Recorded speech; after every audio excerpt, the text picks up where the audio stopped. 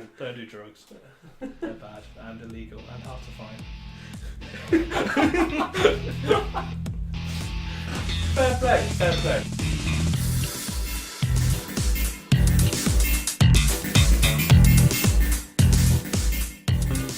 Willcox. Simpson. Today, we are going to attempt to record a first episode of a potential podcast we might be doing. Yeah. The title of the podcast. Do you know why I've picked you as my you know what? accomplice? No. Modesty. Let's be modest. Modest. One word of warning. Yeah. Try and avoid racist profanities. Oh yeah, because I'm known for. Just because YouTube went like that. Obviously. I think. And so if either of us say things like that sort of stuff has to be cut. Okay. Christ. So, racism off limits. Got it. As long as we set some ground rules, right, I'm happy. Right, is that rule one of one or of another one? So far, right, for episode 1, it's rule 1 of 1. Okay. But there may be more along the way. I see. We'll see what where we push and what pushes back. Right. So, currently, out of my 39 subscribers, nice. Hey, it's better than 38. True. It's True. at least one more. They probably already know enough about this big-headed buffoon. That's true. So, they need to know you a little bit better, don't they? Okay. So, Sure, grill me. Grill you. What is your favourite colour? Blue. Always. What is your favourite number? 7. I always go to it when they pick a number between 1 and 10. 7. It's just satisfying to say 7.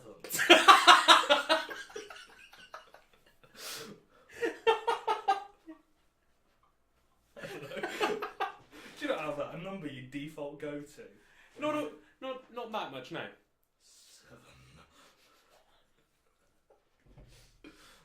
7. Okay. I like it though. Yeah, I like it. I think I've committed too much to the tone of 7. I don't know. Try once more. I can't let my giggle through it. You sissy little girl. 7. With Kevin Spacey. Mate, to be fair, No. it does give me a semi whenever you say it like that. 7. Like how semi is semi? How semi is semi? Was it like a constant up and down emotion, or did it go, "Ooh, I'm going to stay propped up"? Or was it like retreat? It's back? A half board doesn't know which way it wants to go. I can't commit to this erection. Let him say the number 7 again. So, do you? Why do you think I've brought you on it? I don't know. Honestly, I don't really. You know what would be a really good idea though? Is actually introduce the name maybe of the podcast. If you've settled on that yet, that might be a great idea. So I still haven't really settled on a name of the podcast. I am sort of thinking. I did come up with the Circle podcast yesterday. Yeah. Okay. And I quite like that because we're part of a friendship circle. I get it. Yeah. We talk about things which usually link together like a circle. That's a clever. And I thought it was cryptic enough for people and short enough for people to remember. Yeah. Okay. Cool. Like people are stupid. That's kind of really. Go, mate, you listen to the latest episode of The Circle. Yeah. Yes. That's how you think your audience sounds. Like drunks. I have 39 subscribers. It is highly likely I know them all. And they probably do sound like that. Yeah. And if you've just been offended by that, I'm just not sorry. Because you probably know them. Alright, cool. Well, so, reveal to me why me? Because you're probably one of the most entertaining people I know. You have compared me to that bald prick from Carl Pilkington. That's the one. No, like, favourable. I think it was a favourable comparison, sort of. Although, apologies to Carl Pilkington. I'm looking directly into the camera, so apologise to Carl Pilkington. I apologise, Carl. I'm sure your multi-millions of pounds can survive the insult, though. You and Ricky must be so happy together. So basically, no, you remind me of Carl Pilkington because you're quite abrupt and to the point, like he is. Okay. But at the same time, in the same way he's an idiot, you're an intellectual. So you say as blunt and as stupid things sometimes, but you have intellectual backing to what it is you say. Occasionally. Sometimes it's just fun to be an idiot. You know? You're ruining the character, Willcox. Yeah, I need to establish a brand. If you had a brand, what would you call it? Oh. Fuck, I don't know. The word Florence just came to my mind. I don't know why. Alex Willcox. I'm going to design a bread. Florence. But then, oh, and Tesco would sue. Sorry? Tesco, Florence and Fred. You don't shop budget, you wouldn't know.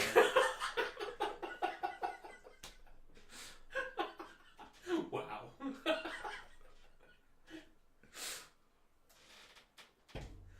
Okay. Okay, so now we've got you a brand, Florence. Florence the brand, yeah. Is that the sort of tagline? Florence the brand. Yeah, it's not going to take off. It's going to be stuck. What's your brand going to specialise in? Oh, perfumes. For men or for women? Both. Both? All, yeah. Right, okay. Yeah, but it's going to be really subversive. You know those sexy perfume ads where it's like, oh, look at her, she has a naked back, but is she naked? No, it's a dress, but it's on the front. Yeah. It's going to be more like, just like average looking dudes. Like, is this for the ladies' perfume? No, well, both. It's gonna be like subversive. It's gonna be like people at an awkward either one of those dating nights where people get on tables for like 5 minutes to get to know one another. Speed dating. That's the one. That's words. Or it's gonna be like an office party at a company where people from different departments who don't know each other meet up. It's gonna be like, you from accounting? Yeah. Florence.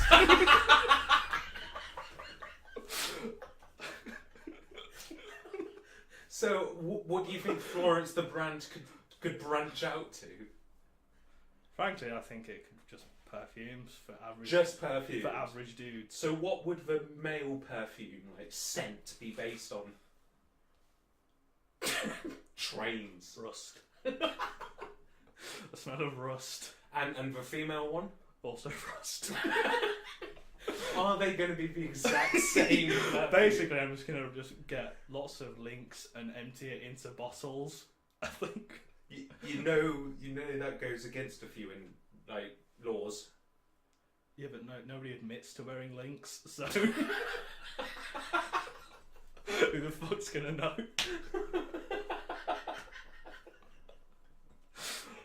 You wearing links, mate? That is Florence. Florence. The brand. Yeah, exactly. The Florence, the brand. You could rip off Florence and the Machine and be Florence and the brand. Yeah, it could be. And your logo could be you with Florence branded on your ass. Not just the word Florence. Yeah, because that would be Florence the brand. That's good. Well, why don't we just have just a branding iron then instead of my bare arse? Because that way I also get to brand your ass. Well, you're not going to fucking brand my arse. Oh, I get a professional. It will be me. Farmer or something. No. A professional. No, it will be me. Well, when have you used hot metal to brand people's arse? Getting a phone call, that's so professional, isn't it? Somebody from Leicester's phoning me. I don't care. If it's important, they'll phone back. But it's now on silent, so I won't know if they do. No. That's good, yeah. Where were we before we were Me branding your arse with a Florence brand. Well, first we'd have to get someone to make the brand, and frankly, I don't know anyone who's a smelter. All I'm going to do is I'm going to super glue a load of teaspoons together into the shape of the word Florence. That's going to a lot of spoons. I'd say I could do it with 17. That's a very specific number. We should try this one day. Bring it to the next episode. Your Florence spoon brand. Because, no, that will not work. It will. I'm going to super glue them together. Yeah, and so what I'll have on my arse then is a I lot mean, of... the first. So first, one the fucking brand will be like this big. Yeah, and it's going to be teaspoons super glued together, which as soon as I heat up are no longer going to be super glued together. No, what it will happen though is you will super glue and or brand spoons to my back. True. Now, is that worth it for a potential multi-million-dollar idea? Yes. Who knows? But we don't get in this world without sacrifices, do we? If my sacrifice is wearing spoons on my back for the rest of my life for perfume distilled from lynx. Right. Moving on. Yeah, let's. That went way too long. Now that we've established what you're going to do in later life, This is true, yeah. you're currently studying English. I am, well, Masters English. Well, yeah, but you're still It's the same thing. You're still studying it. I'm aren't still you? studying it, yeah. So what you're currently not writing a dissertation. I currently am in, no, well, not at this very moment, but I have words on a page. Did you write those words in the last 3 days? No, like last week. It's due at the end of the month. Yeah. How many words has it got to be? 15,000. Right, okay. Maybe. And what's it on? I'm doing it on Finnesy Scottish masculinity, looking at Arthur Conan Doyle, Robert Louis Stevenson, and this guy called George Douglas Brown. And basically I'm just addressing this idea that at the end in the 19th century, Scotland was in a weird position because it was like in the empire and participating in it, but also like a subject of it. And so I want to explore how writers sort of got through that anxiety. You're looking at me as if I'm a fucking idiot. No, I was just listening. Okay, fair. And the whole thing was started because George Douglas Brown's House of the Green Shutters is like a really angry book, and it's responding to a lot of... Because what would happen at the time is there were like about 70s and 80s, people like J.M. Barrie, who wrote Peter Pan, wrote a lot of what's called K-Yard, which is bullshit fiction basically, going, oh, isn't peasant life great, and isn't everyone fantastic, and we all get along, and they sold that to English people, and it sold gangbusters. And George Douglas Brown came along and said, no, it's not good. Scottish peasantry is shit. Let me tell you how. And he did over the course of 300 pages, and it's good. So that's what I'm writing it on. Okay. More or less. I'm almost scared to say, so how does it compare? So how does what compare? Well, didn't you say your thing was comparing the Victorian masculinities? Oh yeah, that's sort of go. Basically, it's a lot of unresolved. There's some parental issues. A lot of father and sons are mentioned in the book, and there's a lot of unsuitable models of masculinity. They're just because they can't brute force their way through life anymore. So the young generation who has to learn from them can't, and so they are struggling and failing themselves, or they are just more violent, or they're just that. And usually they're put, like I said, they're put upon my English, but it's weird because they weren't like the masculinity of the empire. They were usually like feminized man, whereas Scotland was weird because they sort of Scotland is weird. I've been there for 4 years.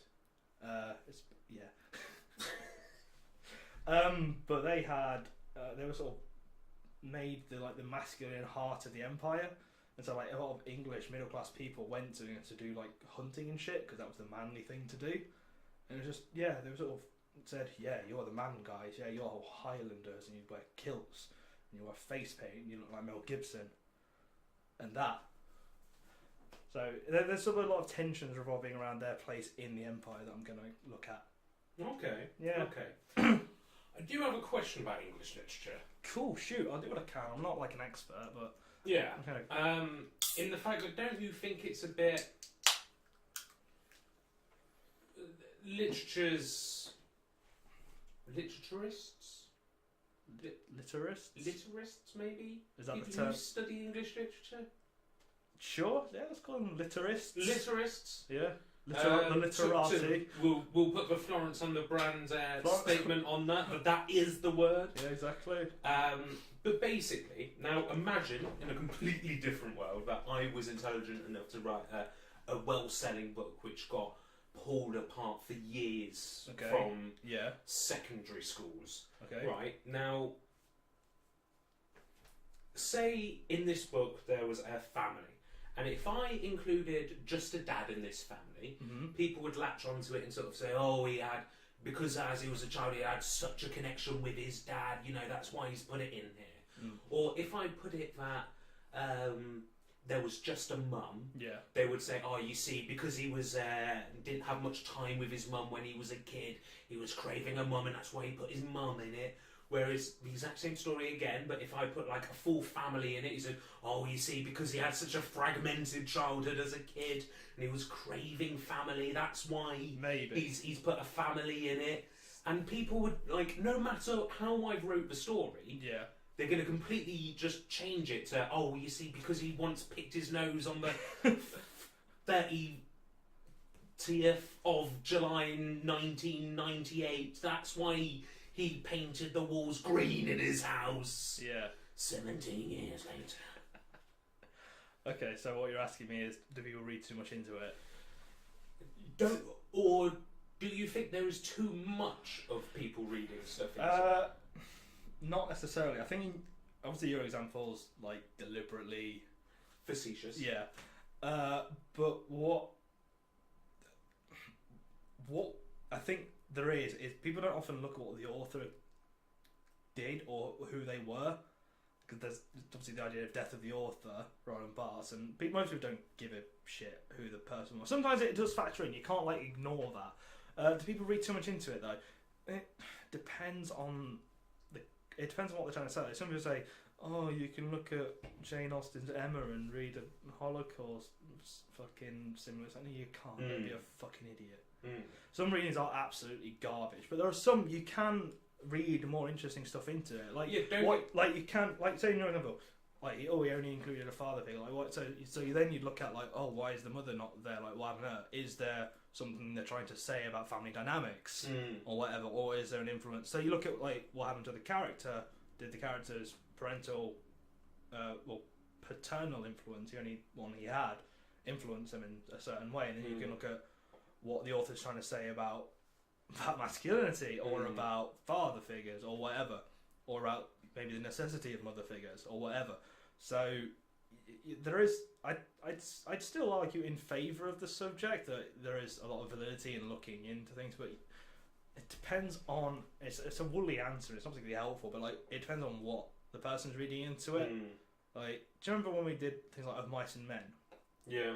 Right, we spent like a year on that book? Dissecting it. Yeah, dissecting it. And it's like 150 pages. You don't need to spend 9 months reading Of Mice and Men. Yeah. Because it covers very basic things. And you can read it in a day. You can read it in a day, exactly. Maybe not 15, because you want to do other things. Like, not that. True. But, no, exactly. You can do whatever you want. You wouldn't say Of Mice and Men's about fucking... I can't think of an example. What's it not about? Because you can say it's about masculinity. There's a lot of men in it, obviously, and they deal with various different things. And you have the crisis. Yeah, exactly. Yeah, crisis. Yeah, dealing in a world where there's no work. You know, a post-glory America brought to its needs by things outside of its control, such as special needs.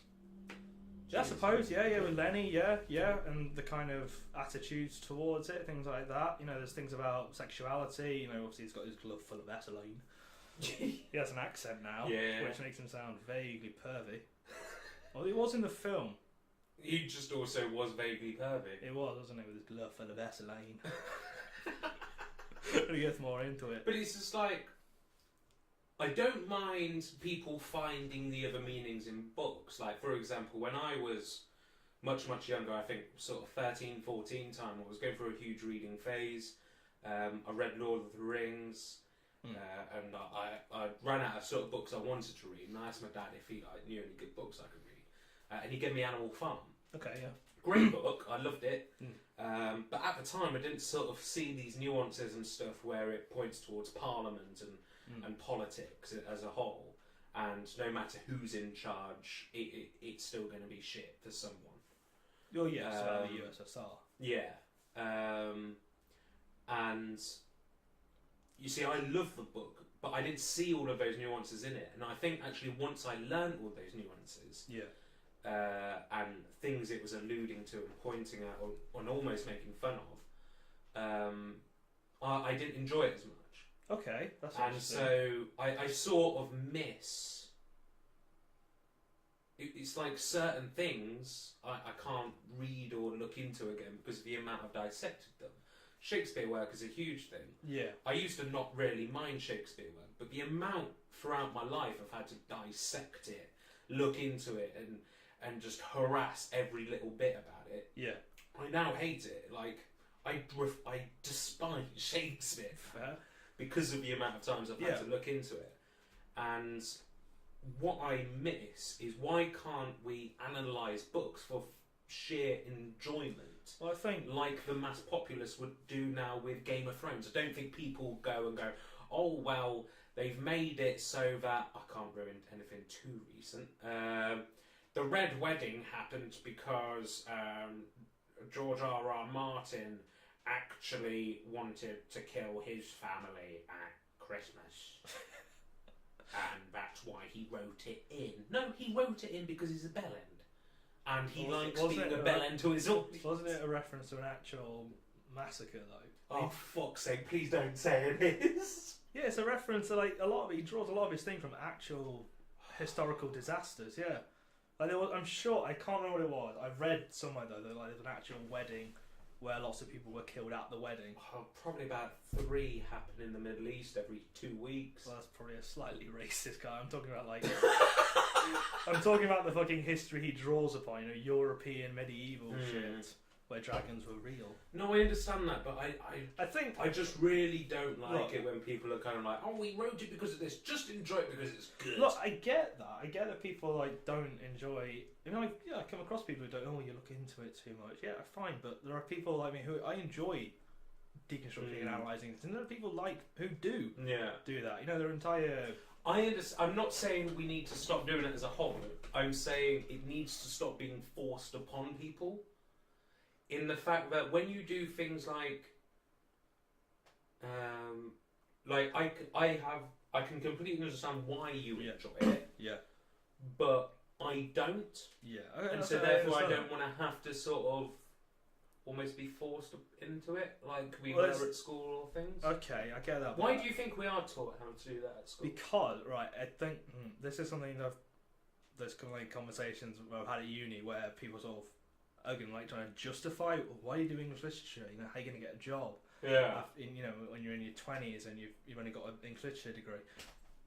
I think the critical analysis skills it gives you are valuable in and of themselves. If you can look at a text or a novel and think about it in a different way, and like other times obviously what they don't really do this at school, but when you get to later levels, obviously they go, what do the critics say? And don't just agree with them. What do you think? And you input your own opinion. So you're trying to like challenging conventional wisdom, and that's what I think the value. That's where I think the value lies, because it helps. And I'm not trying to imply, oh no, anybody who does English literature is obviously thinking like other people aren't. That's a wanky thing to say. Anyone can think critically. I just think it teaches you the skills to do it in a comfortable environment, especially when you're students, because that's why I think students need a comfortable, safe environment to learn. Yeah. I completely agree. Yeah. And Columbine proves you right. Fuck, that's dark.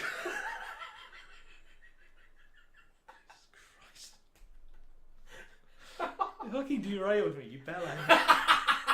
Look, I think the skills it gives you are valuable in and of themselves, right? And I think, people might not enjoy, like you can look at, like, people, obviously Rick and Morty, for example, is massive right now. No, I don't watch it. It's good, you might like it. I might, you're right. There's no reason why I don't watch it, I just don't. It's like me with Game of Thrones. Probably, yeah. Yeah. But there are people who dedicate their lives sort of to deconstructing a 20-30 minute episode.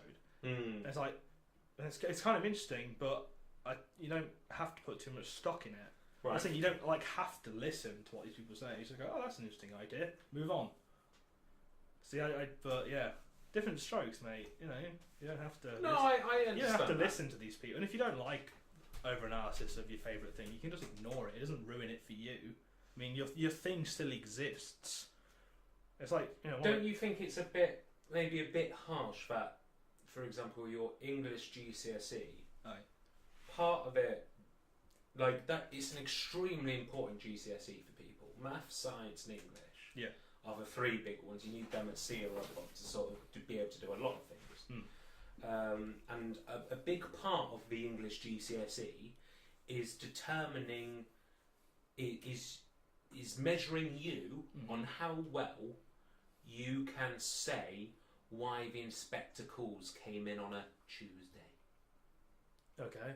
I didn't mean inspector calls, so but no, I get what you mean. Yeah. I mean, I'm pretty sure what I said was wrong, but I'm using it as a sort of example. Yeah, I get what you mean. So, like, they say... So they ask... Yeah, I think in GCSE, it's not the greatest, because they do sort of direct you a lot what to say. They say, look at the glove. Mighty Men, for example, again, look at the glove, look at the rabbits, look at the dust bowl, look at, whatever. Yeah, there are certain images and motifs I want you to pick up upon, and it's a bit, it's possibly overdone, and they don't give you enough time to think about it yourself. But do you think it belongs in the English GCSE, where bearing in mind that the English GCSE is looked for a lot of people who maybe have seeked asylum in this country or something like that, and coming over and trying to get some work, and say they've got an office job, and they say, have you got an English GCSE? And they say, well, I passed virtually all of it apart from the bit where they asked me about mice and men and said, what does the glove full of Vaseline mean? Didn't know how to answer it, so I didn't pass that bit, so I didn't get a C. But as you can tell, I can speak it very well. I can write it very well. Yeah, but you don't know what's going on in Lenny's head. So sorry. Okay, I get what you mean. All I'm saying is I think it's in the wrong place. Possibly, I don't know, because and this is anecdotal, but I really benefited from GCSE. When I went up to GCSE level, I was really into maths, science, like all the other sort of that kind of subjects. And then GCSE, something just clicked with English Lit, and I loved it.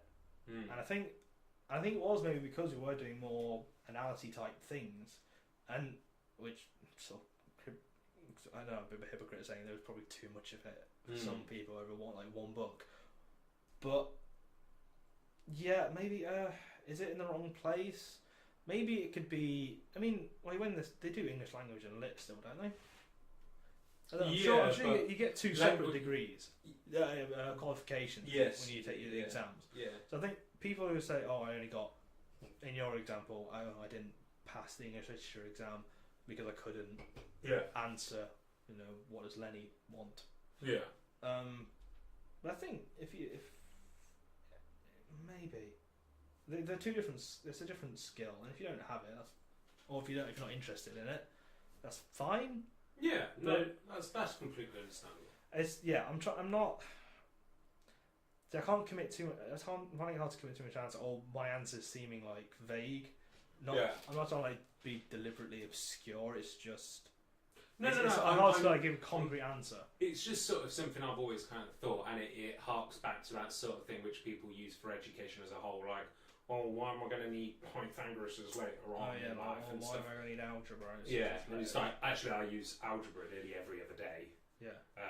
But I love maths, so I probably have a similar thing maybe with maths as you do with English. Yeah, see, I wasn't bad at maths. It just something. No, yeah, clicked. Sure. I don't know what it was. I think I had a good tutor when I went to GCSE, and something that really resonated with me.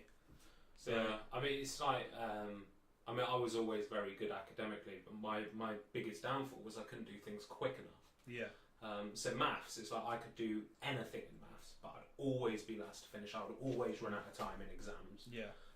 It wasn't because I didn't know the answer or couldn't figure it out. I could. It's just it took me longer. Yeah. And it's like if I had twice the amount of time, I'd get 100% in most exams. But it's because I had to rush forced mistakes. I know. Yeah, exams are not a great way of teaching or learning. Yeah. They're not. They don't prove anything. Well, they prove a bit, but they're not the best. Yeah. No. So I think a lot of because courses they prove how good you are on the day. Exactly, and you might be stressed or something terrible. I mean, fuck's sake, do you remember that story? The girl who lost her home in Grenfell, and the day after she took a chemistry exam. Yeah. I think she got an A or something in the end, so she did brilliantly. But imagine if she hadn't. It'd be totally acceptable. It's like, well, no, I didn't pass because I lost my fucking home. Yeah. So yeah, it only tests what's on the day, how you are on the day, or what you've been able to retain. And some people might just forget. Yeah. You get 2 hours to remember everything you've been taught over the course of a year. That's kind of fucked up. Yeah. I couldn't tell you what I did last week. So true. You probably couldn't tell us what we were talking about 5 minutes ago. Florence. The brand. The brand. Right. We're distilling Lynx Africa into bottles next week. Yeah. Okay. Okay. Right. Moving on. Okay. Cool.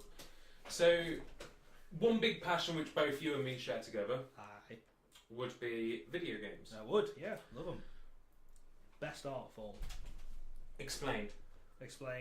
Best art form. Yeah, because I actually completely agree. Oh, I was mostly being facetious. Well, I actually agree. Okay, well, you tell me your thoughts and I'll see if I can interject, because I think games have a lot of potential for what they can do. Like, they can do really interesting things. Like, you had a game Beyond... Was it Beyond Eyes? I think it's Beyond Eyes. You play as a blind girl. Okay. And you can only see with your hearing. Right.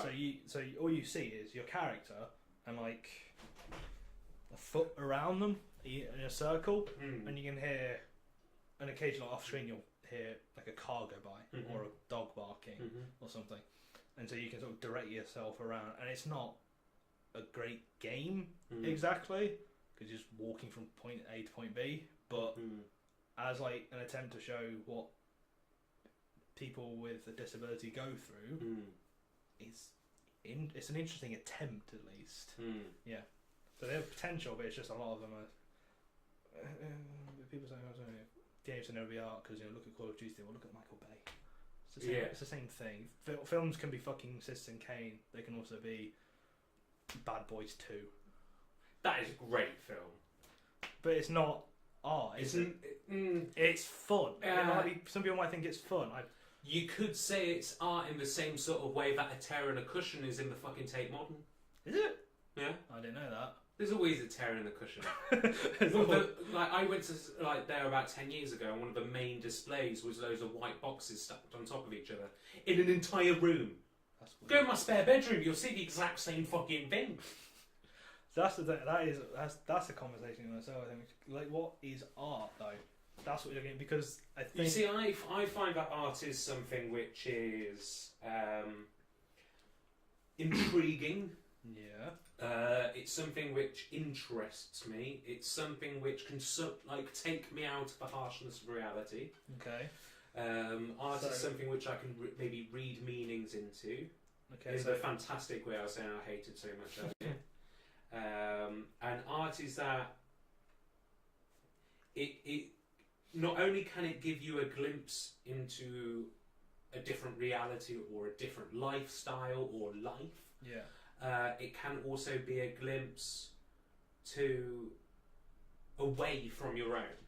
So pure escapism. So art for you is most like a salve, like a relief. To an extent, yeah. Yeah, I think that's valid. I think art should be whatever you derive from it, and if it derives relief or reflection then I think it's done its job. I don't think art should be prescribed in like, is it high art? Is it meaningful, or is it saying something grand and epic about the human condition? True, I know, I completely agree. Which is why I think, and also to add on to that, I wouldn't say that art needs to be useful. No, I think useful is the wrong word. Because I think we derive our own usefulness from art individually. Yeah, usefulness gives it like a utilitarian, and art isn't utilitarian. Art is, to borrow or bastardize Oscar Wilde, basically is inherently useless. Yeah, and that's what's good about it. You don't have to use art. You don't have to. Like, no. Why do books exist? Because people like reading. Well, they probably came from recording things. Yeah, the recording thing, but like fiction. Like, why do people tell stories? To help. It comes from the old thing of to help us sleep at night. Yeah, because we like it. Yeah. Because we like to learn and talk and engage with other people. Well, we all like a good story, don't we? Exactly, you know. So, but that's not really a use behind it. It's just something that we can derive some satisfaction from. No, I agree. But also sort of building on top of that, the only thing which I think video games gives to the art form, which none other do, not actual exhibitionist art or film or TV, maybe actually TV to an extent, or books or anything like that. What video games can offer, which none of them can, is control. Yeah, okay. And don't get me wrong, even though a lot of games are extremely linear, and you don't have control in the term that a gamer would know control, like a SimCity game, you have that control of you.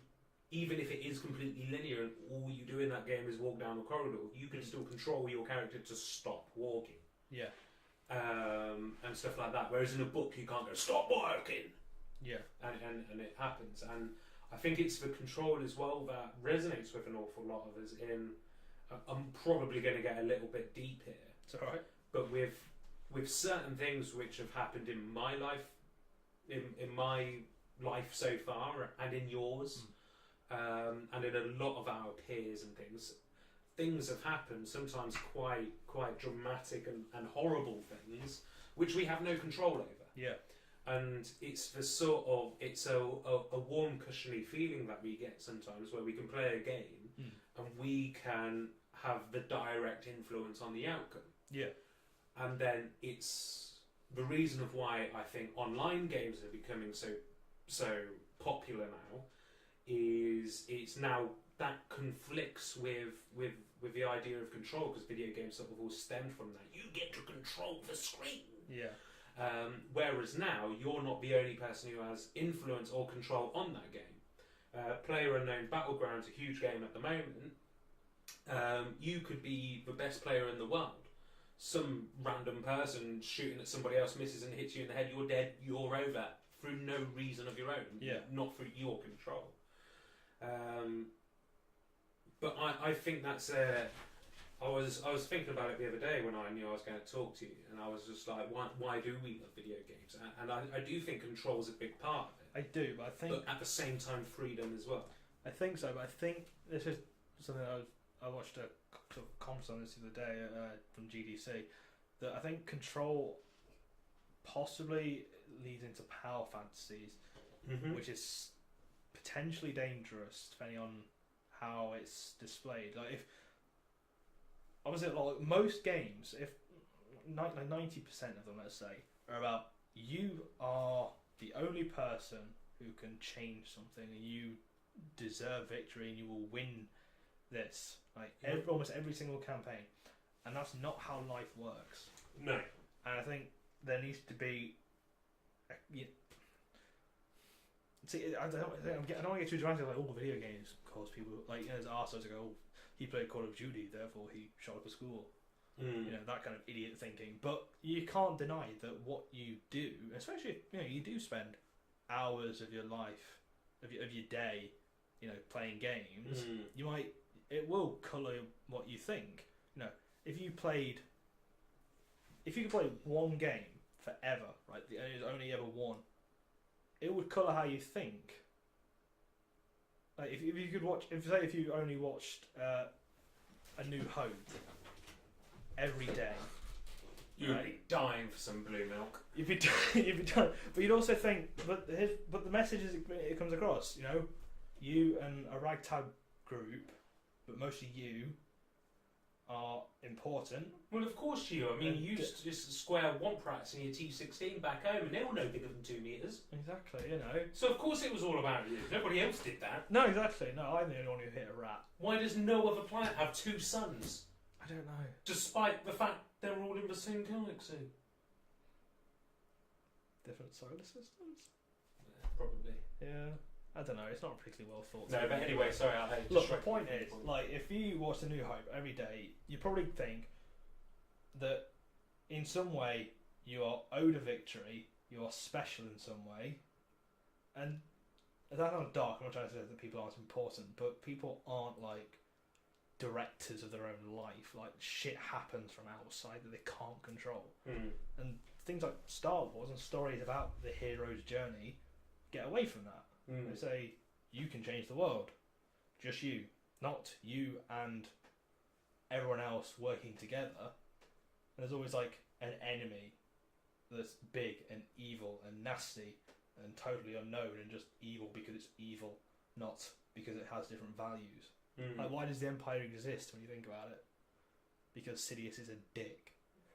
That's literally it. It's not like... That's why most empires came up. Sort of, but Someone like... was a The dick. thing about, like... Why... Okay, I'm not a historian, but I assume possibly like the Romans thought they were actually bringing culture and civilization to people. Yeah.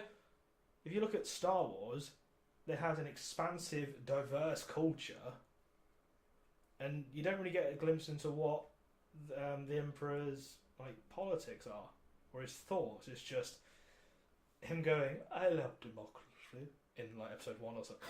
I love democracy. And then by episode 3 going, oh, and that's it, that's his journey. It's not, there's no, it's just a bit poorly thought out. And I know I've sort of diverted from my main point, which was that games can influence how you think. But so what? I'm not going to justify myself to you. Fair play. Yeah. Alright, so let me ask a question. Why do you love games so much? Because I spoke about why I love them. Yeah, because freedom. And we play a lot of games together. Yeah. So why do you love them? Because, I don't know, they're just... It sounds daft. Sometimes it's just something that's fun.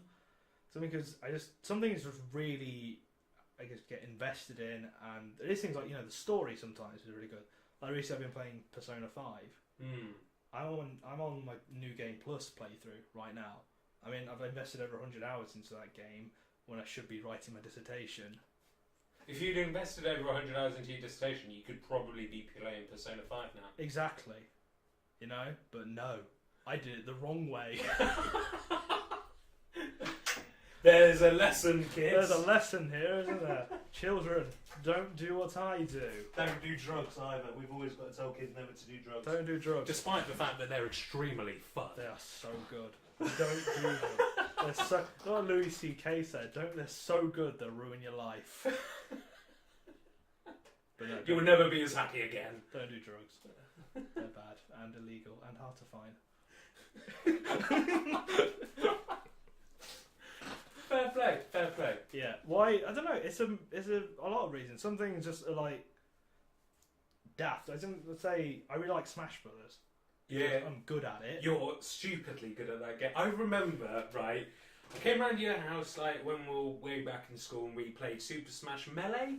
I think it might Probably have the been. GameCube one, yeah, or Yeah. or the Wii one. And you destroyed me, or to coin the name, you smashed me. I did. Maybe it's called that. Maybe. Also, you smashed them off the screen. We're with hammers. with brands. So. Let's say write to Nintendo. Can you add the Florence brand? Florence the brand. And then like I came like he got the Wii, I was just like, all right, he's going to new console, right? He's going to be weak on it. He's only going to have a little bit more practice than I will, but I'm notoriously just better at games in general than he is. I should have this one in the back. Go in, I don't get a hit on you. I just die instantly. Yeah. You're like, oh, have you seen this code called Marth? Poof! Math is cheap as fuck. Fuck off. Fuck off. Or is the fact you would play Link and it would just be spin move, sword poke, spin move, sword poke. And I genuinely can't hit you with fucking anybody. It's alright, I'll play Samus, charge at my fireball, fire at your face, deflect. What the fuck? I can't dodge that! Yeah, maybe. And so I was left with that. And then, Maybe. this carries on. Oh, this is okay. This carries on. Oh, Right? This is your Right? detoxifying. And then Brawl comes out. No, Brawl was the Wii one. was it? Yeah. Right, okay. So then, moving forward, because I thought there was another stage, but there wasn't. So moving towards the end of this story, Yeah. right, I go, you know what I'm going to do? I've got an N64. Oh, I remember that. I'm going to get the original Super Smash, and I'm going to play it for a fucking month, non-stop. I know how to play Samus and Link a little bit, just because I don't want you playing Link. And then I go, hey, Willcox, want to come round my house? He goes, yeah, all right, I'll be around in half an hour. He comes round. That's how I sound now. Oh, say, hello, Matthew. Let's do a podcast. I'm a Smurf as well. Fuck knows, I don't know. Then he comes round, he sits down, and I'm like, so I've got an N64, an original one, and I've got the original Super Smash Bros. Yeah, can we, so You fancy having a game of that? Can we just address how shit the N64 controller is? Best controller in the It's world. fucking awful. Better. 3 prongs. Yeah? Where do you grab? Where do you grab? Do you grab here? Oh, but this hand can't get over here now. No, what you do, right, is you grab each side, right, and a middle bit Jappo. That's But, gross. That's gross. no, each game had a different setup. It was set out so then you could play lots of different types of games and only need to buy one controller, not a steering wheel or anything. It was Or a joystick. It was badly designed. A Or- joystick? Or a steering wheel. Joystick. Is this for your... Control pad thing. I'm gonna say, is this you like CBeebies audition at the same time? Maybe, Tell us what the kids are. Dinosaur. Joystick. Phone. Shut up. And we go on this game with the best controller in the world, on the second best console in the world, on what I thought was maybe one of the best games in the world. And I go on it, and I'm like, alright, I'll give each of the 5 lives. And you're like, oh, I've never played this one before, this would be fun, I wonder if the controls are the same. He goes and I think he picked Donkey Kong or something. And I'm going towards you, and you literally use 5 moves, and that's all 5 of my lives gone. And I was just like, bitch, what? Like, just to give you a bit of context, like, Willcox is never beats me at games. Like, No. fighting games, No. other than Smash, we will sort of, like, I'll win 10, he'll win 1. Yeah. That is, Racing games, I'll always win. yeah. Unless it's mashed because of, random effect. MASH is not a racing game. MASH is a party game. Shooting games, I'd always win. Yeah, that's fair. RPGs were never sort of multiplayer back in the day. Yeah, most like But, competitive games you beat me on. For whatever reason, I'm just pretty good at Smash. Like, stupidly good. Like, alright, you're not as good as, like, pro league No, I can never do players and tournament because they've got things like move cancelling, other words I don't understand. stuff. Good English lit, you should study that.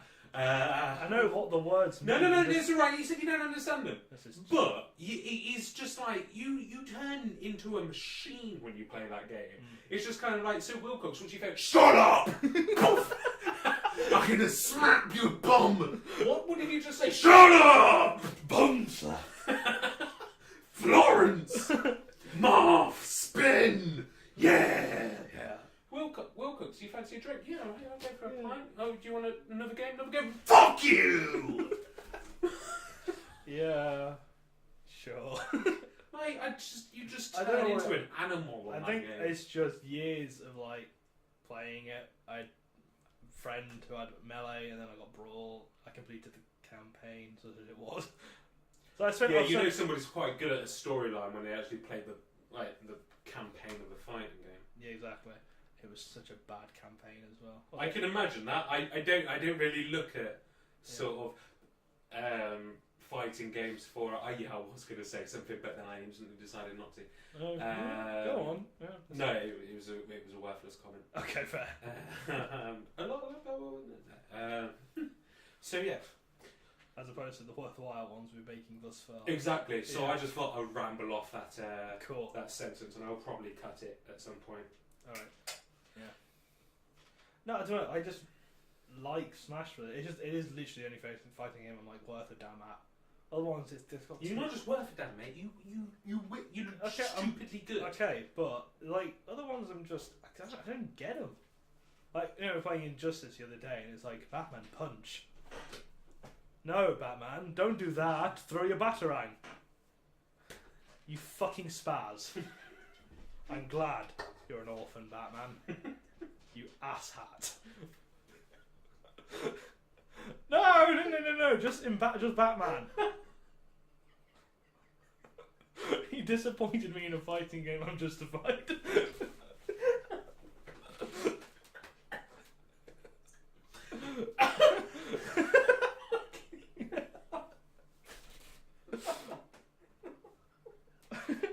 You're right. That just really threw me. Look.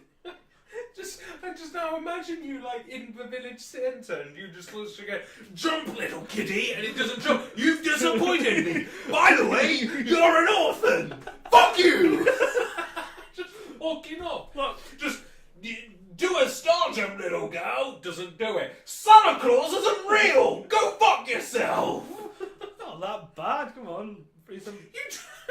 He's a multi-billionaire fictional character. He can take it. You still have feelings, goddammit! Doesn't he? He's a notorious sociopath. He beats up poor people. He's Robin Hood's mortal enemy. He is. He beats up the poor and mentally infirm. Does he put them in a hospital? No, he puts them in Arkham Asylum, which is basically a prison with electricity on the walls. It's not a fucking sound. It's not to help them. If you've played Arkham Asylum, the game, it's a fucking tip. I've played it. It was a good game. It's a great game. It's a great series. I liked. City was after it, wasn't it? Yeah. Yeah, City. Like Asylum. I went. This is good. I loved the combat on it. I just felt a bit. I know it's part of the game, but I just felt cramped in it. Yeah, I know that's sort of part of what they're trying to make you feel like a bit. Yeah. But then City I really liked, and whatever was the last one I haven't played. Night. Arkham Yeah, Knight, Arkham Knight, I haven't played that. That's good. It's probably like not the strongest. It's not the strongest one. It's probably on par with City, maybe. Right. I'd say Asylum's definitely my favourite. I think Asylum's got a really great flow. Yeah, so no, I agree. You could easily play that in a day. Yeah. But it's so well made. Yeah. Like you can get through the Ivy fight into the whatever. Every boss fight is so beautifully sequential. Yeah. And so, yeah. No, yeah, it's wicked. But yeah, so right. Sort of last few things I wanted to talk to you about. Cool, yeah. So I'm just going to mention some things to you. Okay. And you're just going to tell me what you first think back. All right? Okay. Some of them you won't know. Some of them you will know. Okay. But I don't want you necessarily to think of like who it was who said them. Just tell me what you think of what it is they said. Okay. Right. And you're going to jump in and like comment afterwards? No. Cool, let's do this. I just purely want to see what you say to them. Alright. So first of all, how much would a woodchuck chuck if a woodchuck looked like you? If it looked like me, it'd be a widdly woodchuck. Woodchuck. Right, okay. It'd be the Just out of curiosity, what do you think of that line? How much wood would the woodchuck chuck if a woodchuck could chuck me? No. How much would a woodchuck chuck if a woodchuck looked like you? If it looked like I'd feel sorry for the woodchuck. But how much woodchuck would it woodchuck? How much wood could it chuck? Well, how much wood did the woodchuck chuck? Like woodchuck's this big, isn't it? How much woodchuck? It'd be a 6-foot woodchuck if a woodchuck looked like you. It'd be a 6-foot woodchuck with acne. No. Your beard covers it. It's fine. Okay. Beard wins. A beard, yeah, occasionally. That's what I grow it for. A lot, a good amount, and then you get tired and probably go home, do its woodchuck laptop, and watch some woodchuck YouTube, chuck tube. Move on. No. But how much woodchuck? Fuck, I don't know. Would it? A ton of chucking wood. It would chuck a ton of chucking wood. Yeah. So the answer to how much wood would a woodchuck just chuck like if a woodchuck looked like you is a ton of chucking of chucking wood, because there's wood that you don't chuck and the chucking wood pile that you chuck. Okay, there's a designated part of the forest that you chuck, and the forest you don't chuck, and that forest is left alone for the woodchucks to make homes and to chuck. No, you twat. Because the woodchuck is chucking it. No, the woodchuck chucks the chucking wood, not the not chucking wood, which is there. So then, guys, unfortunately, that is where the podcast ends today. Willcox got far too excited to explain to me where the woodchucking pile should go, and hit the mute button in his excitement. I did not notice, but the podcast only went on for about another 5 minutes. We didn't really talk about much else. We just closed it off. So I would like to thank you all so much for listening. If you have made it to the end, please support us by putting that smashing that like button. It will inspire us to do more. Also, if there's any comments you've got on everything which was spoken about in this podcast, or anything maybe which we could bring up in the next one, please feel free to leave a comment down below, and we will try our best to make sure they get answered. But yeah, so one thing I did want to say is that we will be trying to get one of these podcasts out every week, roughly around Monday. But this is a very tough time, particularly for Willcox, as he does has his dissertation for his masters, which is obviously extremely important and will be taking precedent over the podcast. So for the next month, days might scramble also, and it might be 10 days between them. But we'll just have to wait and see. So I'd like to thank you all once more for stopping by. Leave a comment, hit the like button, subscribe so you can see what else we do. And I can't wait to see you all in our next video. Thank you very much.